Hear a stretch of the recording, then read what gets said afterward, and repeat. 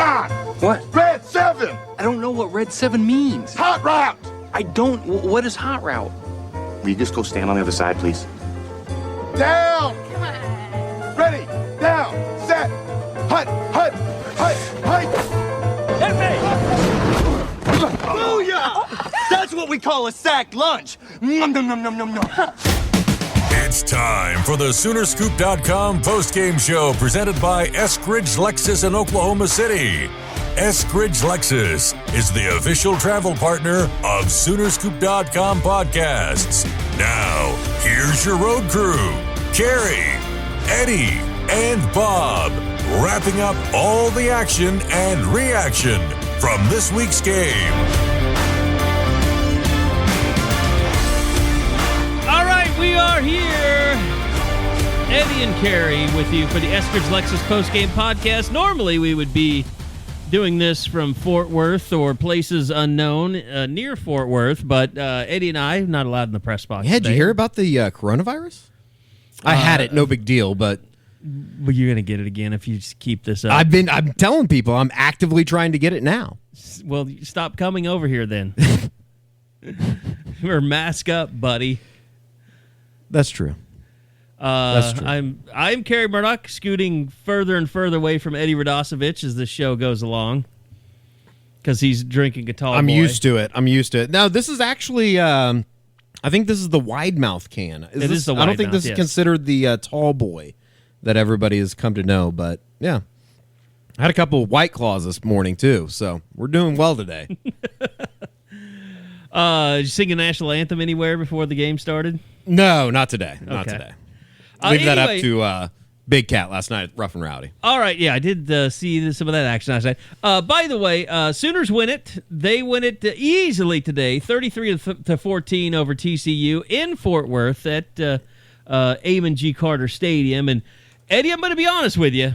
After everything we've been through this season, I'm not exactly sure how to feel after seeing that performance today by Oklahoma. I don't have any problems. I don't know how to take this. I don't think anybody does, and it's funny. It almost is perfect that Buki Radley-Hiles led the team in tackles today by a wide margin. By the way, he had 9 tackles today, and he's probably drawing the most criticism on Twitter, and rightfully so. I mean, come on, we'll get into all that. He but just had a really rough start. Yeah, I did.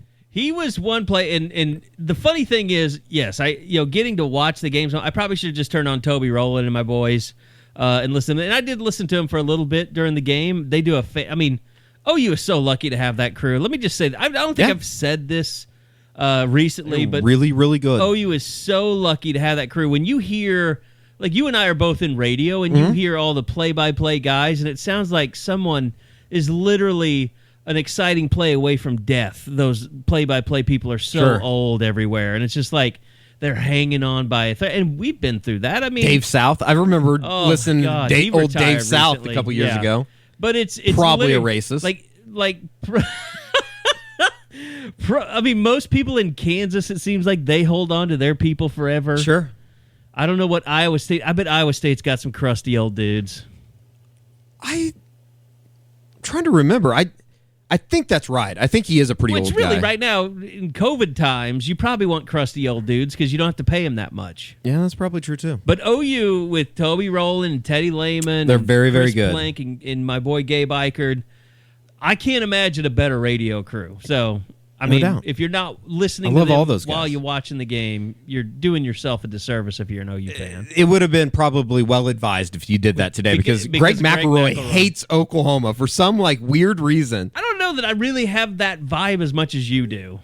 I just feel like everything he says, and I don't know, maybe it's just when I listen to it, but it's like everything that he says is just such a negative connotation now, the shit towards he was OU. going on about Buki earlier, that was uncalled for. Sure. Like, he basically called out so weird. Buki Radley-Hiles, who had a flag called when they called the flag in the other direction. Now, I'm not saying Buki wasn't shit-talking, because he clearly was after he had his helmet hit off early.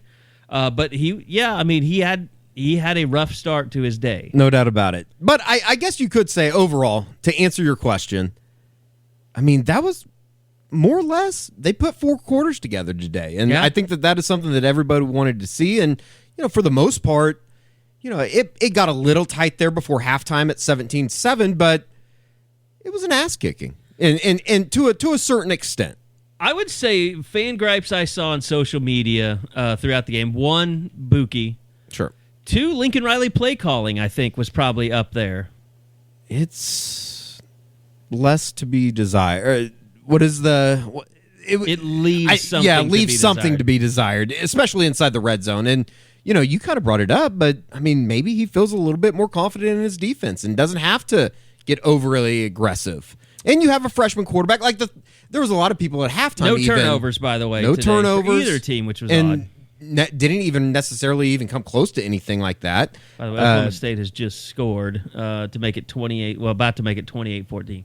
There's a flag on the play. It was a very refreshing performance in that you never really felt too tight at any point in that game. Maybe on the review when it could have been 17-14, and you feel like you left a little bit out there at halftime, but at the same time... But still, coming out 17-7 at half, you're like, okay, sure. Well, let's see how this goes. You need to get a couple 3-and-outs. You need to go score, and they took control midway through the third quarter and never looked back.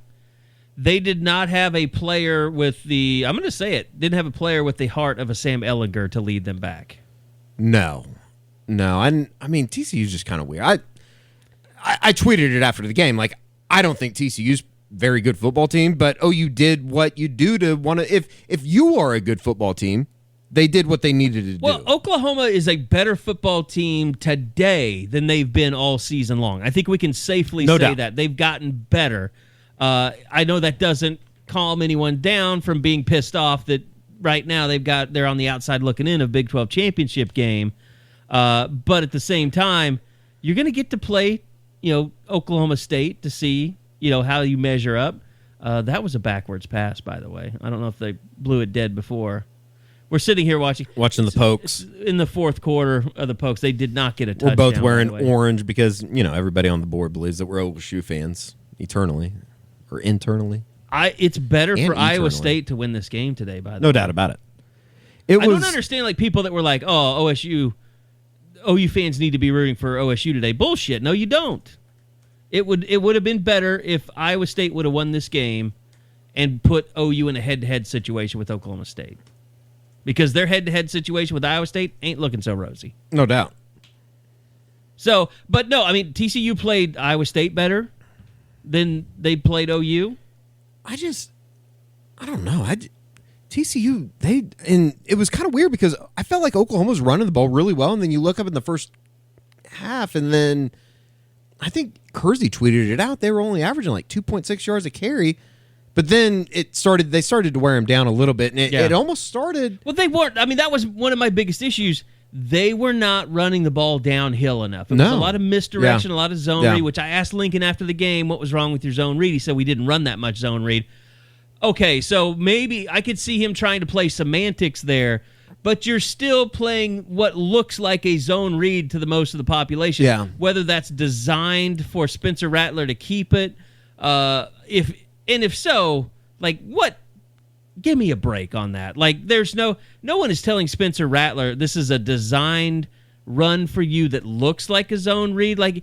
Every kid that's a sophomore in a high school is taught to run the zone read. I just don't think he's very good at it. It's just weird. And I can't say that I just sat around and watched a whole lot of Spencer Rattler highlights coming out of high school. So did they run it at all? I truly don't know. We'd have to ask. Many a senior we'll hit with Josh on. Yeah, no kidding.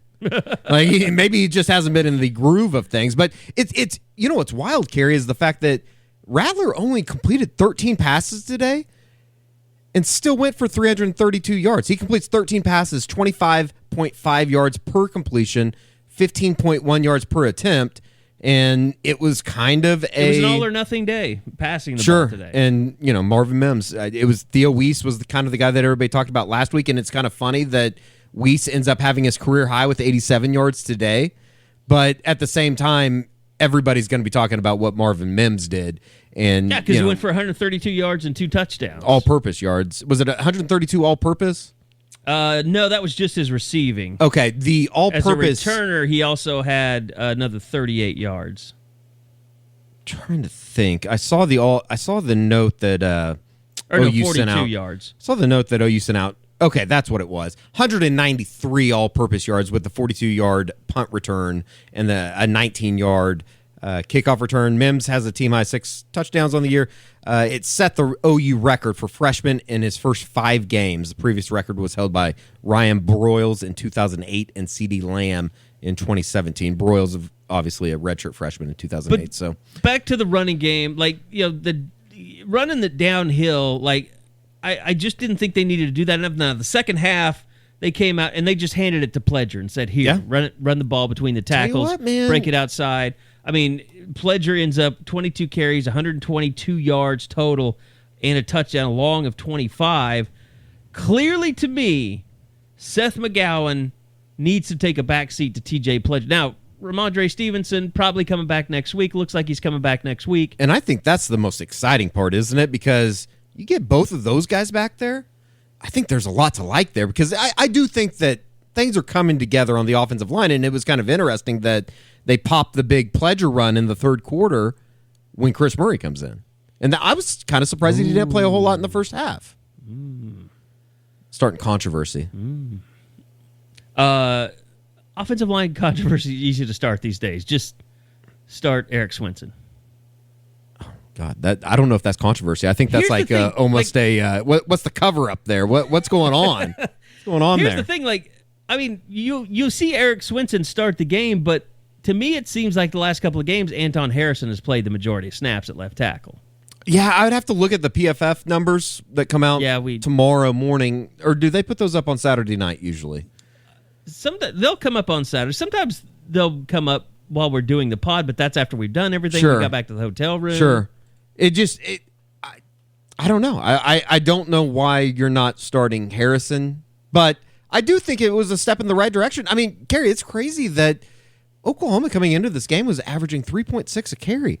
That was tied for second to last in the Big 12. Yeah. It's just wild to say that out loud with this offensive line that's not news to anybody. But that was a group that was supposed to be really good. I still think it's coming together, though. I think it was up a little bit. Oh, because it was an early game? Left side, fourth row. Okay. Sorry, we're looking at grades pending review. So we have nothing yet on OU TCU. Get in the goddamn classroom and do the grades. Come on now. Come on. Well, Zach Robinson's not there anymore. He's coaching with the Rams. He's probably watching the OSU game right now. Yeah, he probably is. That's ZMFR to you. I had a koozie in college. Zach motherfucking Robinson. Okay. It's a good thing we're in studio and I can easily. That's the only reason I didn't bleep things you out. should be very pleased. I didn't cuss at all last week or 2 weeks ago after the Texas game when we were driving because I back. was in the damn car. I cussed though. I know. But I cussed at the very beginning, which I knew where it was, so you I knew could where it was. bleep it out. Yes. Okay. Anyway, hold on. I'm trying to find the damn page so I can mark Eddie cussed now. Okay, a while ago. Anyway, bad cussed. So, there's just too many things going on here. I'm trying to watch. It's a 10-point game. Brock Purdy scrambling. He got killed, but he's probably going to come back anyway because there was a hold. So, back to OU. Second half, 17-7. You're coming out. You're like, okay, well, where's the OU defense going to fall apart here? Are they going to use the K-State plan? Are they going to use the Iowa State plan? Nothing worked, and the defense played really well. And I don't know how many more times we can ask people, essentially the question becomes this to Alex Grinch or Lincoln Riley or anybody else, so that defensive line's pretty good, huh? I mean, I kind of wrote down in the game notes today as I was watching, I was like, even without Ronnie Perkins and Jalen Redmond, is OU just good on their defensive line? I mean, Joshua Ellison continues to make plays. Isaiah Thomas is turning into a guy. Jordan Kelly had a play today. Perion Winfrey continues to be somebody that he might not be a guy that is just lighting up a box score, but you watch him play and he's doing things. This is the problem that you run into when you try and integrate someone halfway through a season, just like Chris Murray. You've had 5 games now where Marvin Mims and Spencer Rattler have built the chemistry together, where Theo Weiss has started, Austin Stogner, obviously. Drake Stoops didn't play much of a role today. But Charleston Rambo, again, another game where he doesn't do a whole lot. He's not a big factor. He's certainly not a go-to guy, although he did try and throw deep to him a little bit early. But what happens is you're Trajan Bridges. You've been practicing. Same with Ramondre Stevenson, you could say. TJ Pledger, last 2 games, he's really starting to feel it.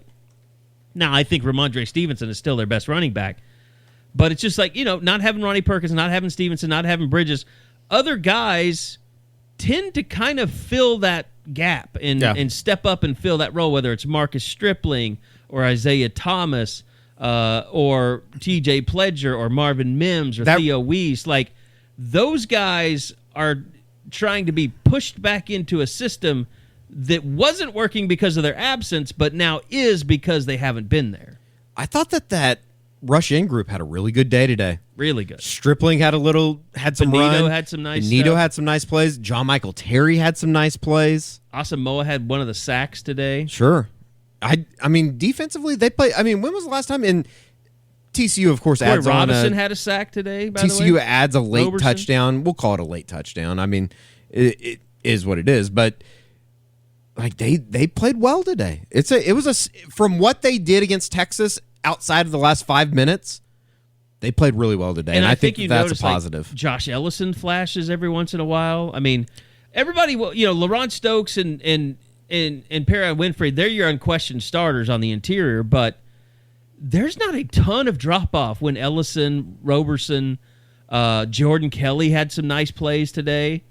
Like, that's just a really nice collection of interior defensive line, which you always had like Dylan Fa'amatu and Josh and Q Overton, but for the most part, would you ever say that, they come into the game, there's not a drop-off? Which there's a drop-off from Winfrey, but... No, there is. And even the touchdown that they gave up in the first half, it was like, I think I DM'd the group, and I was like, it was like they scored against the JV. You had Broyles out there, you had Dylan Turner-Yell out there. The missed tackle, obviously, was a big play in that series, but... This is what I don't understand about the OU fan base right now, because you guys on the board, you prove it time and time again. You're a very smart fan base. And maybe it's the Twitter, the people, because I had a guy hounding me today about, hey, give me the real skinny on Ronnie Perkins. I'm like, dude, like, I don't know how many more times I can say what's going on with Ronnie Perkins. I mean, I'm sorry that I think everybody knows the score out there. I'm sorry that other people come on the radio and confuse you and, make you, but I'm not going to give you Are people going on the radio? I think it was more of like the podcast area. Has there been some radio stuff too as well? There was today. Okay. But, like Blevins saying Texas was blocking him and this bullshit that floats out there. It's so crazy. That's nowhere near the truth. And I'm not trying First off, how would Texas even have the ability? It doesn't even deserve time. That's another... True. Fact. Ask Tim Brando. He probably knows how things like that He's work figuring back out in his the day. audio right now. I wonder if he's back on yet. I hope not. And by the way, good luck, Oklahoma fans. I've been informed by Carey earlier that he'll be in Lubbock next week. God. So just turn it down and turn up Toby and the boys. Bob is already credentialed for Lubbock, so you're and my asses are dealing with Tim Brando next week, which means it could be a really drunken podcast. I'm not doing that. after I'm it's listening to Toby. At 7 o'clock kickoff, I'll be listening to Toby. Toby, we'll be listening to you next week. No Tim and Brando. Teddy. And Gabe. And Chris. And Plank. So anyway, now you've really got me off track. Okay, this is what drives me crazy. Like, I understand there's a certain segment of uneducated OU fans, but I see even our people do this from time to time. People that get upset, and it's just like the play where Justin Broyles comes in the game, he bounces off a guy, and they get a big play, and I think that was their touchdown drive in the first half. It was, yeah.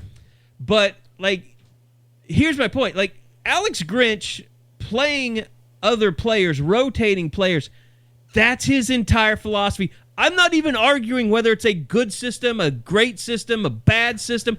I'm not arguing. But if you don't know that what Alex Grinch wants to do is to play multiple players at the same position throughout a game, how have you not been paying attention for the last 2 years, the last like 18 year and games. a half? It's 18 games, right? Right. Good God, 18, that's what he 18 does. games into this thing. And there's a reasoning. I mean, the reasoning has been explained to you. It's because, guys get tired. They don't play as well at a high performance. Like Pat Fields and Delarian Turner had to take all the safety snaps last year because there were no other safeties. Now they've got Trey Norwood. I mean, they played Justin Broyles today, but, they played Jeremiah Cradell a lot today at safety.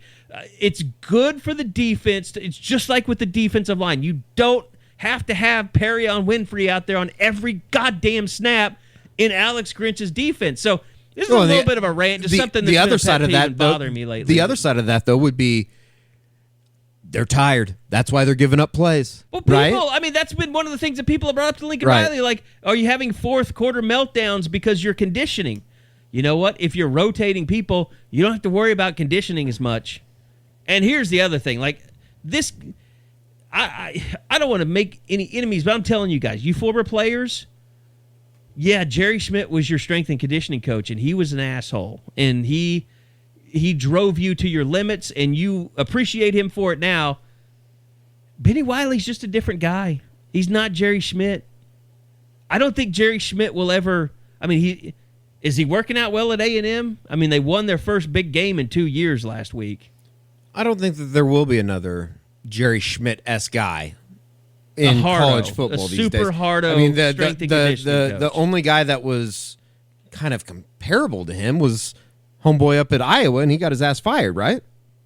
Yeah, well, but that was for different reasons. He's getting sued right now. Sure. Iowa's getting sued right now. But just that mentality and hand up. I was one of those people after the Iowa State game. Is are they cultivating a culture of pussies? Pretty much is kind of how I put it after the Iowa State game. But everybody that's a former player that played for Bob and under Jerry Schmidt, they all say the same thing. Like they have that mentality. Like they don't push them hard enough in strength and conditioning. Or I don't agree. The stuff they have them. I've heard this a lot. The stuff they have them doing makes no sense for me. Yeah. And even people on our board that are like strength people have kind of questioned Benny. Sure. Like to what he does. But my point being, like, I get so frustrated that people get hung up on that without recognizing that things have just changed dramatically since like 2005 even. It has. And, at the same time, though, I do think that there is a certain ideology or a certain mentality that is cultivated or created during the summer. And, to be honest, they didn't get that this summer. I mean, they got a month of it. No, you're right. In July. Yeah. But at the same time, So how is it that Benny Wiley is responsible for like all the time lost from COVID? Like they didn't really have an 8-week summer workout period. Like I don't know. Is Benny Wiley from China? From the Wuhan region, I'm told. He went from Wuhan to Austin. I heard about that. Yeah, and apparently, and then Dallas. They also catered in the fourth quarter in Wuhan. I don't know. Maybe it's one of those things that comes up after a loss. But right now, I mean, Say catered or cratered. For the first time, they played 4 quarters, though. I mean, I think that is probably the biggest thing you can take out of it. And I think that if you look at how they ended the game in Austin, to a certain extent, they built on what they did a week ago or 2 weeks ago. But that was the question going in the game. That was all we talked about. That's all what we talked about on U40. That's probably all I talked about. Sure. That's what we talked about. Like, can you build off of that overtime period in Texas? And clearly they did, which was the number one goal they had going into this game.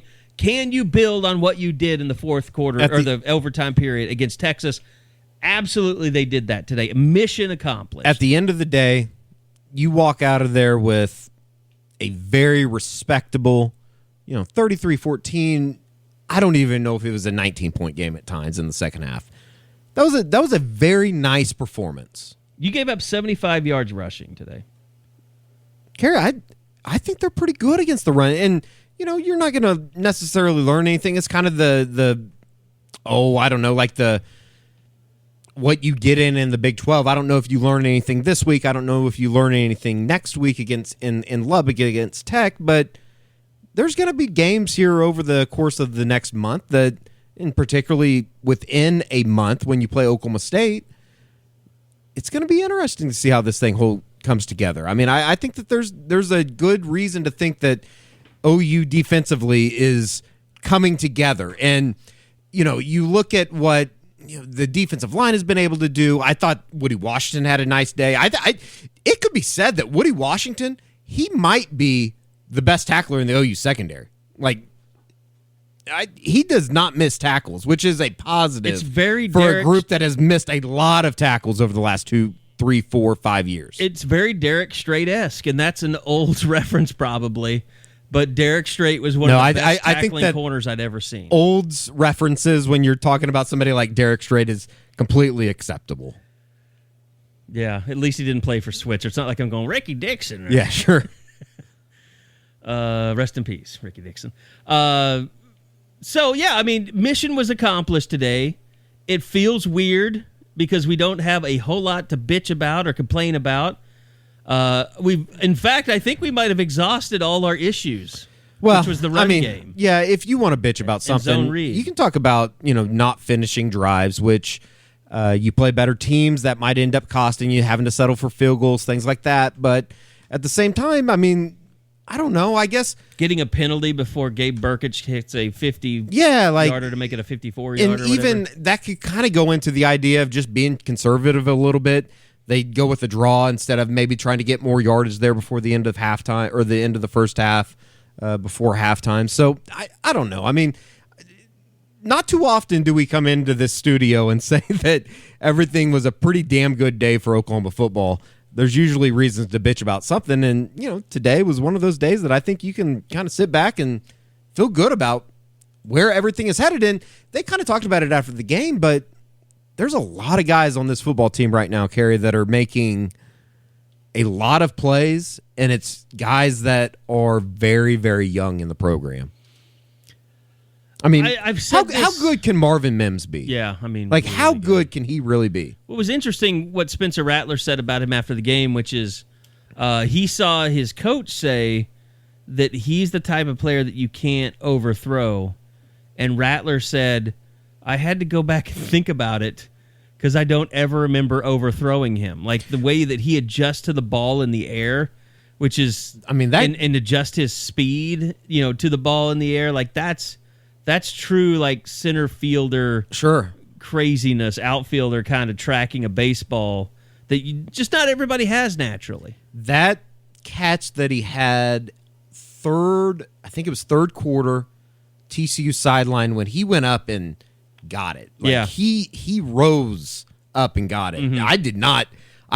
It's kind of funny, and it's I'd love to talk to Josh about this because and we will on the U40 this week on Wednesday. I think McElroy even said it was probably pass interference, offensive pass. Oh yeah, he was talking about a push off. What an idiot! What an idiot!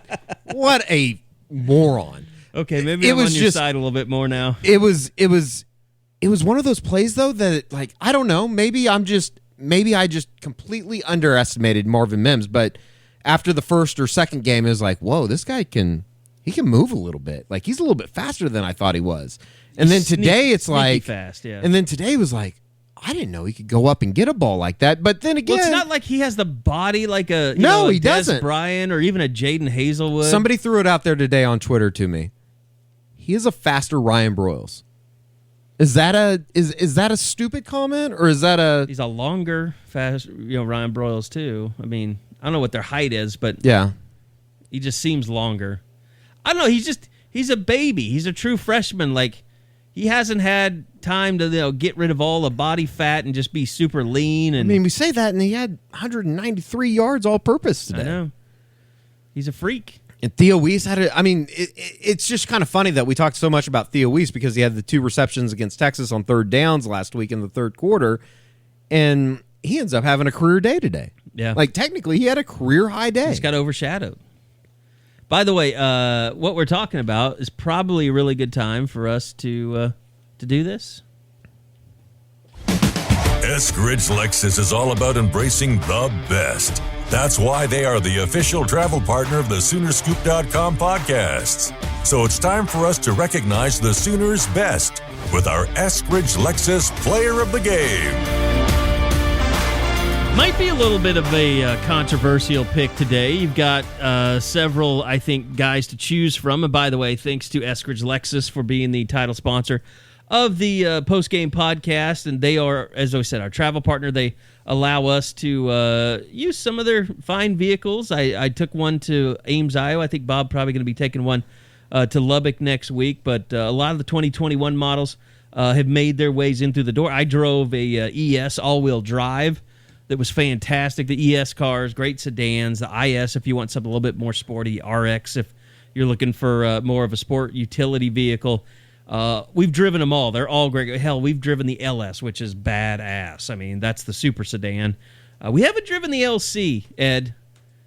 Just let me know when you want me to take the LC out for a spin. I'll gladly take that on a road trip anytime. That's the supercar that they've got, the two-door. I don't know if we can fit in that, Eddie. Two-door? It's a two-door? It's a little rocket. Oh man, I don't know if I know we're both on the workout plan, but I don't know if we can. I think once you get in there, you're fine. I think it's just the getting in and out that's difficult. See, that's the hardest part for me, so I'm out.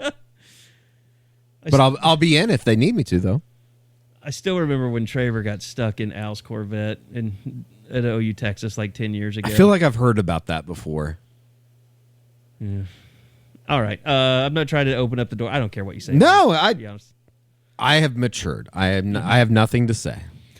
Anyway, back to the Eskridge Lexus play of the game. By the way, check them out, eskridgelexus.com. They've got the Sooner Scoop special if you're looking. I know a lot of people are out there looking to buy things right now because they've got, have been taking vacations, got some money to save up. You thinking about getting a new car, maybe a new luxury vehicle? Give the guys a call, eskridgelexus.com. Go check them out at Eskridge. Let them know that you heard about it on the Sooner Scoop podcast or that you're a Sooner Scoop subscriber, and they'll give you a special Sooner Scoop discount on your next Lexus purchase. Low-hanging fruit, Marvin Mims, player of the game today. Let's just put him out of there. Okay. Because I think everybody would go with him, right? Let's go defense. Who was your player of the game on defense today? Now, that's a hard one. I mean, you is it just cop out and say defensive line? I was gonna say, is it a complete cop out if you just go defensive line? I mean, Isaiah Thomas. I thought he was really good today. I'm gonna give mine to Marcus Stripling. Okay, just because he did get a sack, but he also showed some pressure throughout the day. Sure. I just thought he flashed the most that he has all season. I mean, he's had a few plays here and there. I think Texas maybe had a really good play. But that was the most I'd seen from him. And he was a guy coming into the season. I said, he needs to make that leap. He needs to take that next step. I feel like he started taking it today. Yeah, I think that you have to like what Oklahoma's doing with that. And we talked about it a minute ago. But, I mean, Jamar Cain has some guys in that group of outside rush linebackers or whatever you want to call them that can make some plays. And if you can get Stripling, if you can get Bonito, if you can get John Michael Terry, if you can get that group playing, they're going to be really good. And if you could, I know it's controversial, but if you could add a guy like a Perkins right now to this defensive line, get ready. Like this could be a really, really good group. We'll know more this week, but I am starting to feel like it's not out of the realm of possibility that the NCAA just says, you know what? You just serve your regular suspension, and then... It's an election week. Let everybody play. I guess it's next week. Yeah. 2 weeks. That's November 3rd. Screw it. They're both idiots, but... it's neither here nor there. But it was a positive today for a guy like a Marcus Stripling. Like, it was one of those moments, it was like, there's Marcus Stripling. Okay. Making plays. I thought, is it a positive day today for Pat Fields? I think it's a positive day for Pat Fields. I think it's a positive day for Trey Brown. I think it's a positive day for Jaden Davis. I think it's a positive day for Woody Washington. Just for the fact that we were, 34 minutes into this? Haven't mentioned their name once. Basically, everybody but Buki was a positive day on defense. Yeah, every secondary player outside of Buki. And he led the team in tackles by a wide margin. that is the most it's the most OU defense thing of all time. And let me go on a rant for a second real quick, because I know it's like a completely this guy covers OU, he's a homer comment, but I just don't feel like and I watch, a considerable amount of football. I don't feel like I see those pass interference calls that OU gets called for on 3rd and 9. The one, and I'm talking about the one on Woody Washington today when he didn't turn his head around. Yeah. I don't feel like anybody else gets those calls.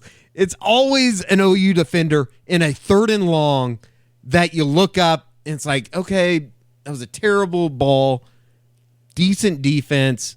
Oh shit, there's the flag. I don't know. I do kind of. I mean, watching it at home's a little bit different. Sure. Because no, it is. It definitely is. You definitely are more, I think, in tune with Twitter, and you don't have as many things distracting you, like trying to chart the game and stuff. Yeah. So it's just maybe I mean, it just feels like when it's weird to say this, but when you're in the press box, you are more in a bubble. No, you are than when you're watching it at home. Yeah. Because you're not listening to the TV commentary. Yeah. You don't get the immediate. You don't get that immediate review either. Which it's like you don't really get the immediate review on ABC anyway. It's like this earlier. Bob was asking us about that fair catch on the punt that actually looked like a fumble. Which he was shielding his eyes. Which I don't know the ruling on that. Well, here's the deal. The whole thing was they weren't looking to see if he gave a fair catch signal. They were looking to see if he caught it cleanly. If he completed the fair catch, which he did. Yeah. So there was nothing else to review because they had blown the play dead because it was a fair catch. Now, if he had muffed it and OU had recovered it, that could have been overturned, but he didn't muff it. He caught it, and then he got hit, and then he fumbled it. So that was but if you're in the press box, like Bob was confused as to what was going on, and because you're watching on the broadcast, the announcers are relaying exactly what's going on with the replay crew. So that's kind of one of those things. That was a weird good play. And bad. That was a very weird play, and I don't even know if I fault the referees because that's just a bad spot to be in, kind of. Yeah, it was because it did look like he was. When I watched it live, I thought it should have been a penalty because I thought he waved fair catch and then ran it. Yeah, that's supposed to be a penalty. Yeah. But obviously, he just raised his hand. The ref took that as a fair catch signal. So anyway, Spencer Rattler, he's had some rough games trying to run the ball. It was that way again today, but then it seems like he's bounced back and kind of figured it out. I mean, he did have a nice run. I think one today it was the second longest run from scrimmage today, maybe. For Pledger? Yeah, for Rattler. Oh, excuse me. Yeah. I'm trying to go and he's. See. Yeah, I don't Rattler know. had. Is Rattler a little like deceiving in the way that he runs? Like that, the little spin move that he had in the first quarter. Was that the first drive or the second drive? It might have been the drive that they ended in a. When it was, yeah, it was in early, the one that they ended with the Burkich field goal, but like. He makes plays with his feet, and I don't know. Maybe this is just stupid on my part, but I go, I can't believe he did that. Like, I can't believe that he pulled that off. Here's the thing about Rattler. It's not about height either. He's just a small guy.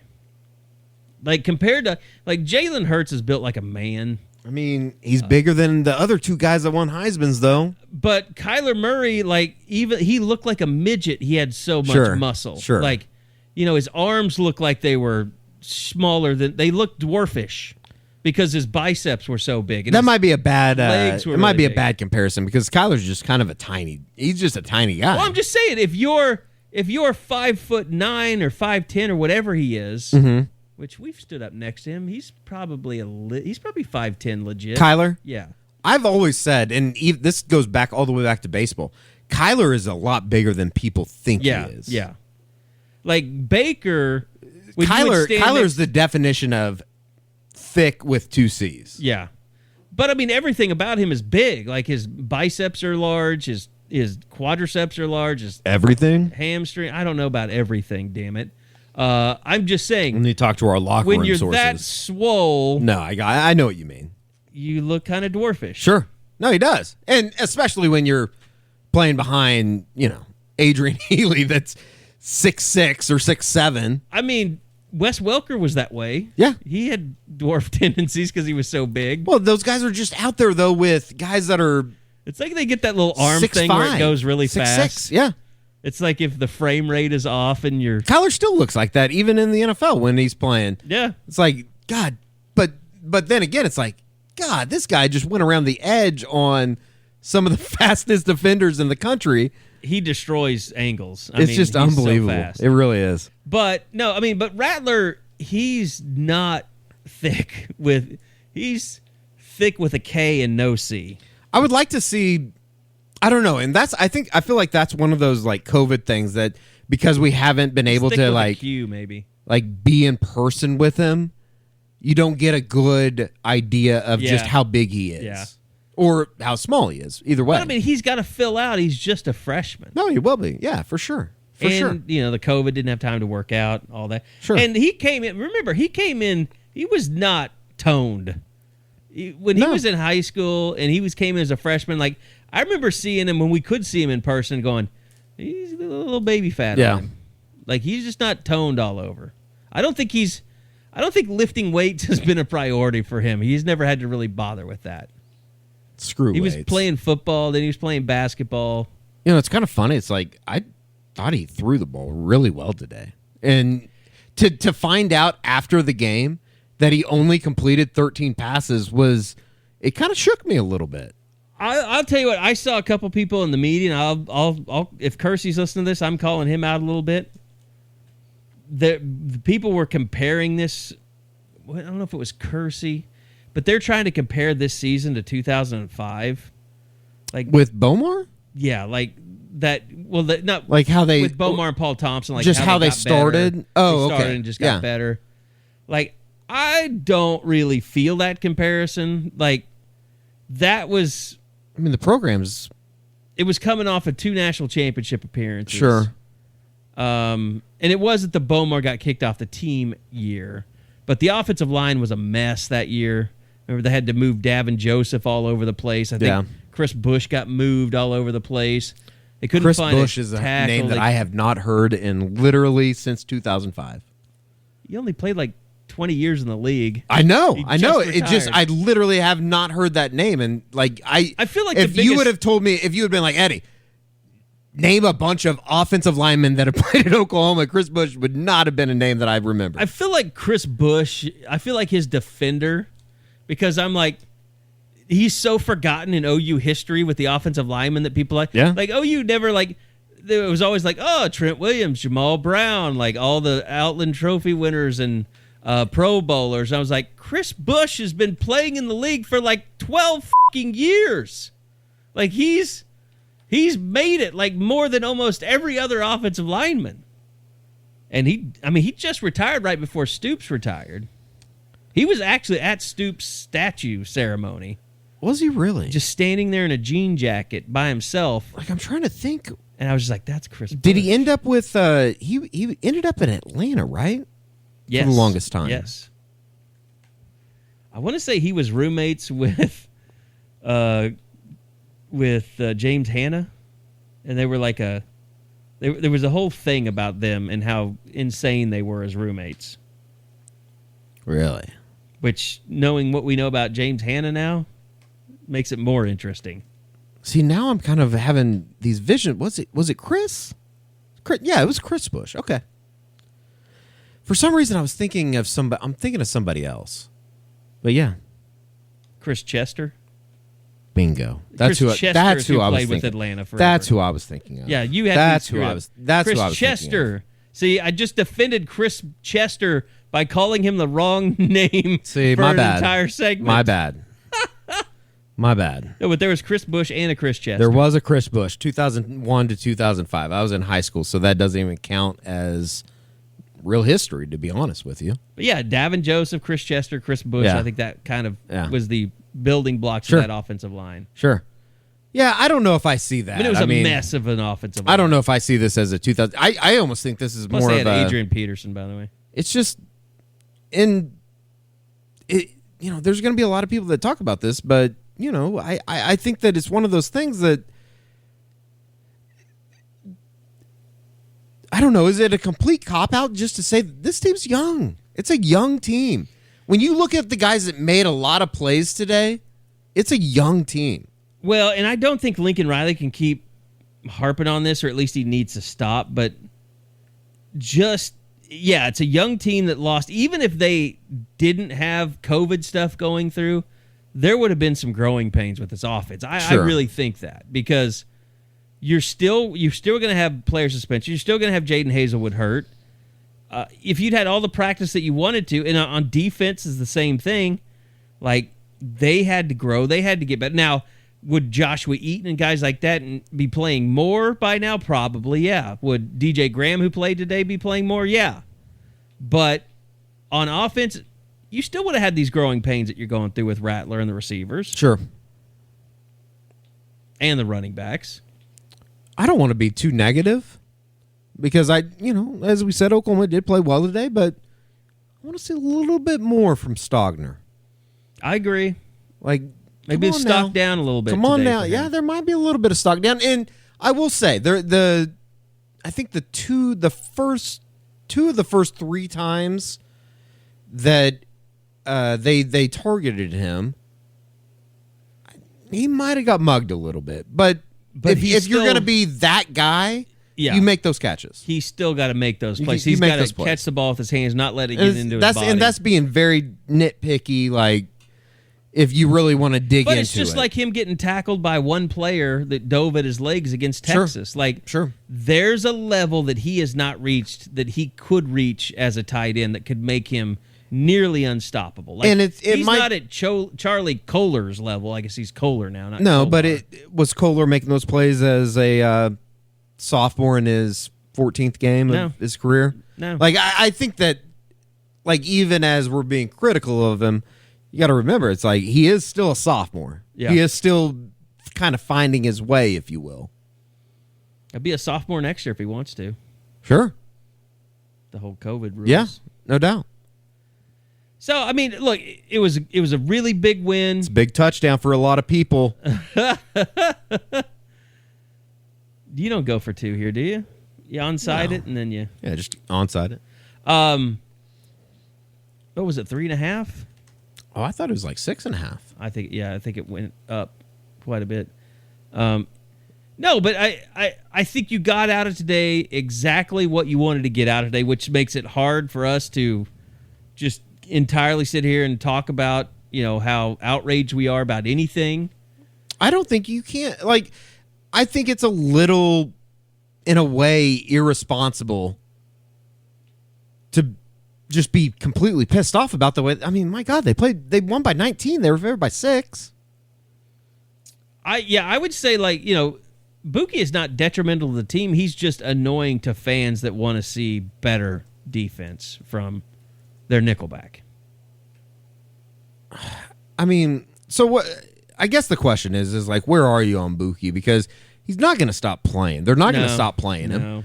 I mean, he led the team in tackles, but there are moments where, and I even DM'd the group today, it's like, get his ass off the field. And even there's points where it's just embarrassing, I think, is kind of the way I think would be the easiest way to put it, because like the when he's running onto the field on the field goal before halftime, TCU still misses the field goal.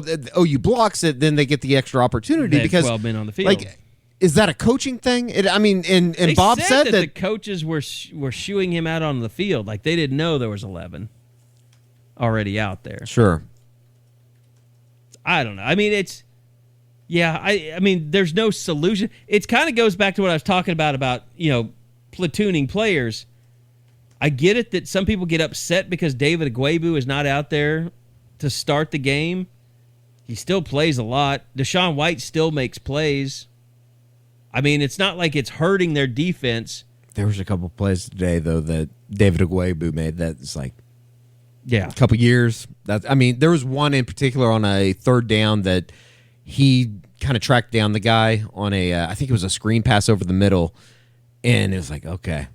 Like, that was, and I think Josh noted it on Twitter, and I retweeted it and said, like, that was a play that Lincoln Riley was talking about earlier in the week, comparing him to Kenneth Murray, young in his career at Oklahoma, and it's like, yep, that's it right there. That's exactly what he's talking about. Well, that's what, Alex Grinch was asked about Agwebu versus Deshaun White immediately, but I think either you or Bob pointed out they had a Guebu and Deshaun White on the field at the same time today at one point. Yeah, in the second quarter. It was, in fact, I actually, let's see, I marked it down.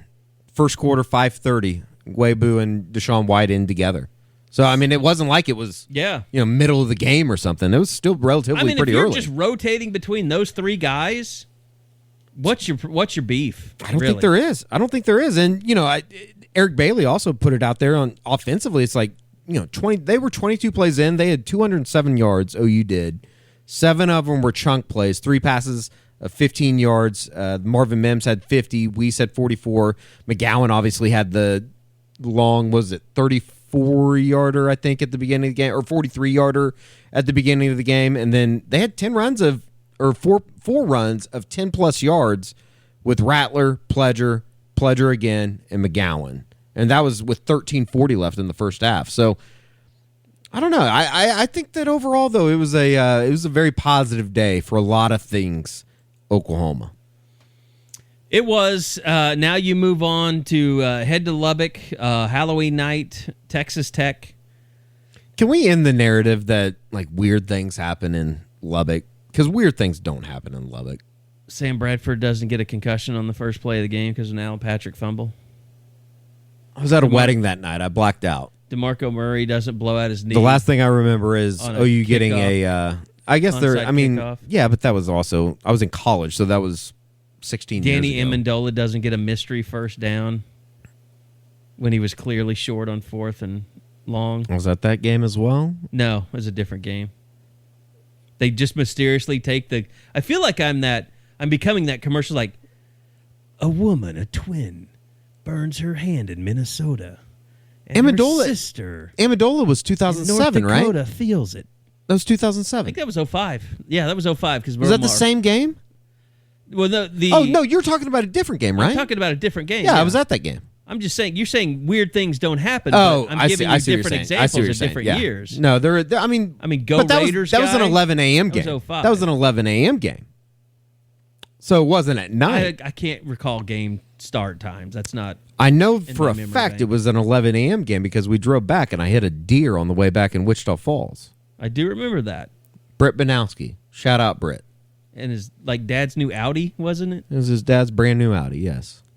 And I woke up in Dallas in Highland Park the next morning in his sister's bed. She wasn't there, obviously. But it was a great night. It was a great trip to Lubbock. Missed chapter. Freshman year. Hitting a deer is an excuse for missing chapter. Well, we had to wait on another homeboy to leave the Cowboys game to give us a ride back because we didn't have a car. Okay.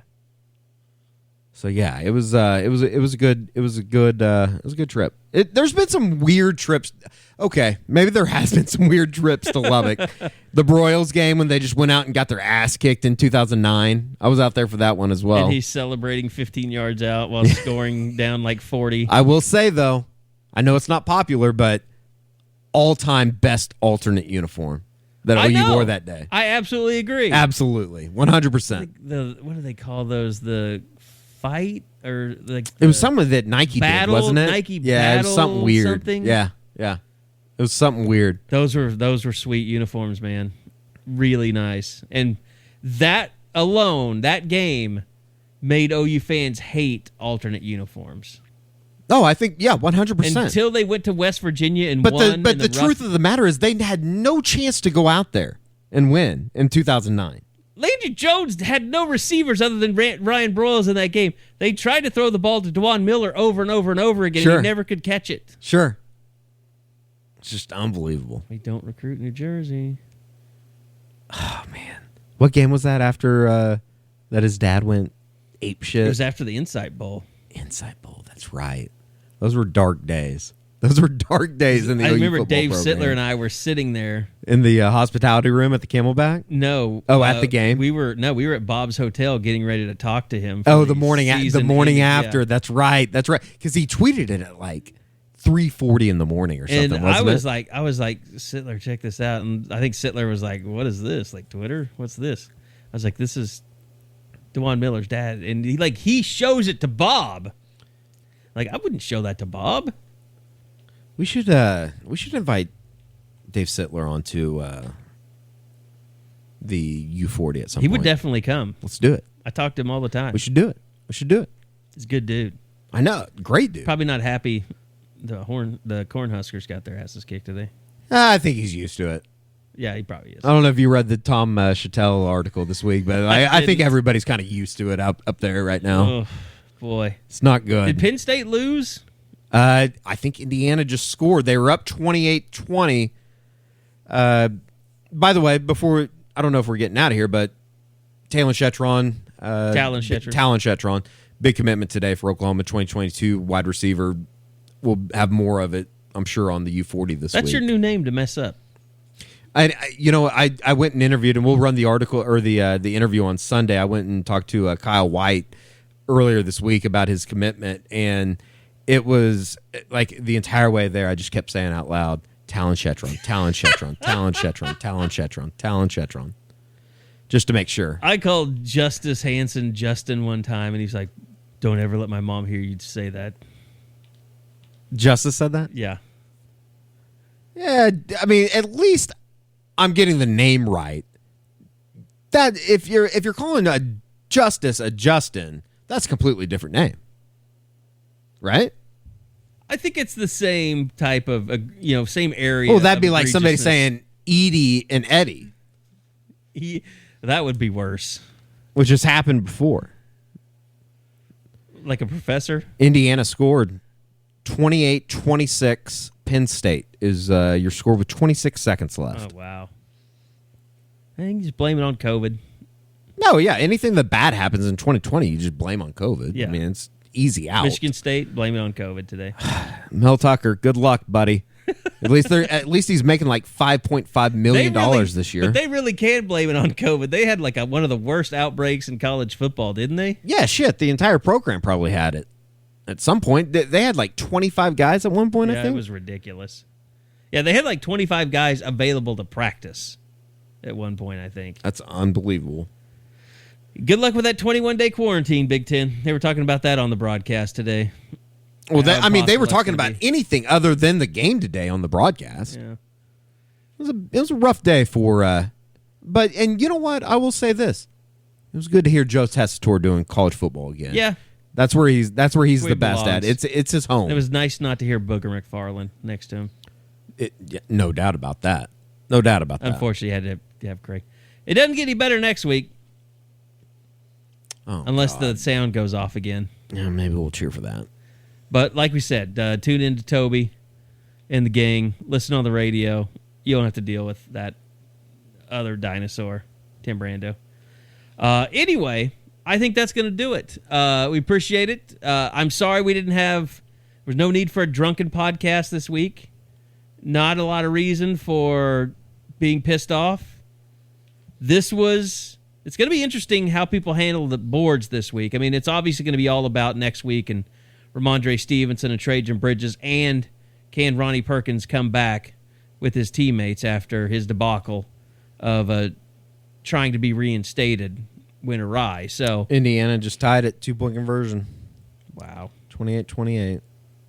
Got some overtime to watch, I guess. Yeah, I've been ready to be done with the Penn State program for a while, so that's fine with me. You'd be good at going after Penn State, I think. I mean, I bet Christine Brennan went to Penn State. Where'd she go to college at? She's not watching college football. You can guarantee she went to Northwestern. I forgot about that. She's been that to type of attitude. she's been to all of their bowl games in the last 10 years. They've been to 3 bowl games. She probably has dinner with Pat Fitzgerald on a regular basis, he and his wife. Oh, they put all the phones in the in like a bowl when they get to the table, and like we don't do phones at the table now, Christine. Okay, I appreciate it, Eddie. Bob is on his way back. Go check out the website. Bob's Gamer and Notebook are up as soon as you hear this, and we'll be back with Talon. I see. He forced me to. Talon Shetron, all the news on his commitment up on the site as well. Sooners get ready for Texas Tech coming up in a week. So COVID's looking good. Hopefully it will stay that way. Hopefully no outbreaks in Lubbock. I think they've all had it anyway. Herpes or COVID? Both, probably. Probably so. And other ailments. Clap, all that stuff. Crabs. Anyway, thanks for listening. Sorry for that last part, Ed. Thanks to Ed Eskridge and Eskridge Lexus for being the title sponsor, as always, of the Postgame Podcast. We can't tell you how much we appreciate their support of the podcast, and especially being our travel partner and loaning us nice vehicles to take to recruiting trips and games and all that good stuff. So thanks for listening. We'll be back again after Texas Tech next week. Remember, it's a late night game, so it'll be a late night, early morning podcast. But glad to get this one out to you with the sun still shining. God, I forgot about that. It's going to suck. We're going to get going right away on that, Bubby. Will Eskridge Lexus cover my Uber trip down here next Saturday? I don't know. We'll talk to Ed. Yeah, we need to. You probably should Uber down here next week. No, that'd be fun. It'd be fun to drive down here. What? All right. Thanks for listening. We'll see you guys back here again next week after OU plays Texas Tech on the Eskridge Lexus Postgame Podcast.